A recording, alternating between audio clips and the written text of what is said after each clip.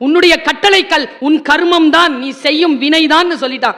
எது செய்தாலும் அது உங்களுக்கு திரும்பி வரும். முதல் விதி. இரண்டாவது விதி, வாழ்வில் எதுவும் அதுவாகவே நடக்காது, நாம் தான் நடத்தி காட்ட வேண்டும்.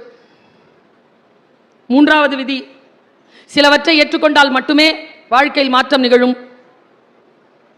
நான்காவது விதி, நாம் மாறும்போது நம்மை சுற்றி இருக்கும் நம் வாழ்க்கை மாறும். மிராக்கிள். இதெல்லாம் நான் சும்மா வேகமா சொல்லிட்டு போறேன், வீட்டில் போய் கவனப்படுத்திக் கொள்ளுங்க.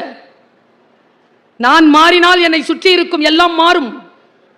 சிலவற்றை நான் ஏற்றுக்கொள்ளுகின்ற பொழுது என் வாழ்க்கை நான் மாற்றிக்கொள்கிறேன். நேற்று, இன்று, நாளை மூன்றும் ஒன்றோடு ஒன்று தொடர்புடையது. 5 விதி. இந்த 5 விதிகளை பின்பற்றுகின்றவர்கள் வாழ்க்கையில் சில பல உயரங்களை எட்டிவிடுகிறார்கள். நான் ரொம்ப பயமுறுத்துறதுக்காக சொல்லல. இன்றைக்கு நான் முதியவர்களை பார்க்கிறேன், இளைஞர்களை பார்க்கிறேன், பெண்களை பார்க்கிறேன். அவர்கள் தவிப்பை உணர்ந்த காரணத்தினால் இதை சொல்கிறேன். ஜெனரேஷன் மாறுது.